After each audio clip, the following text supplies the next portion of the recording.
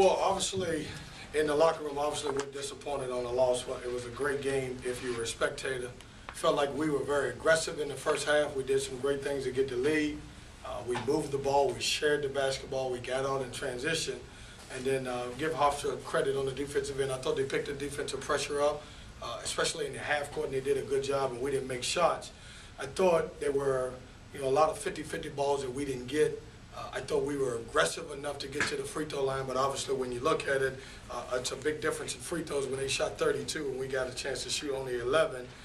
I thought our guys played hard enough with paint touches to get some of those free throws, but obviously they didn't go our way. Hard fought game, very disappointed, especially for those young men in the locker room because they played a great game and certainly to come up short, that's a tough one. How did the whistles there, and some of the foul trouble affect what you were trying to do late?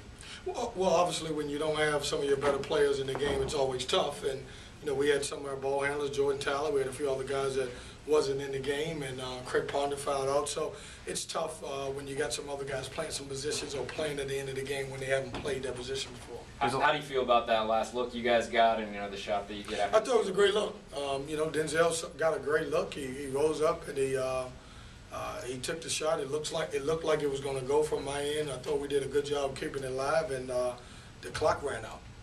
You have a lot of disappointed guys, but at the same time, how do you turn around for Saturday to get them mentally prepared for a game that you have to win if you want to at least have a share? Well, we've got to have a short-term memory, and obviously that's the way it is. And we play obviously Townsend at 1 o'clock, and we got to get back in here tomorrow. And we got to watch some film and do most of our stuff without going on the floor, and we got to prepare for Townsend. And this is as disappointing as it is. You got to move on, and certainly it's CAA basketball. Do you think there was something you guys could have done to stop Green there? I mean, some breakdowns, or do you think it was mostly just him kind of making plays? I thought he made plays. I mean, he's a very good basketball player. I thought we did a great job in the first half taking him away, but I thought he made some plays. I thought we had a couple of defensive breakdowns where we wasn't up on ball screens and he was able to come off and make some shots. I thought he got a favorable whistle on a couple of them when he made, hit some threes and, got, called for three-point plays. But he's a good player. Good players make good plays. Was it difficult at all? You guys were down big last time. This time you had the big lead. How did the halftime speech change? And, you think it was more difficult to play a better second half after having such a great first half? No. Kevin, what did they switch up in that zone? You guys carved through it pretty good in the first half, and then not much went right within the second. I just thought we stopped moving the ball. I thought we stopped moving. In the first half we had a lot of player and ball movement, and I thought the ball stuck.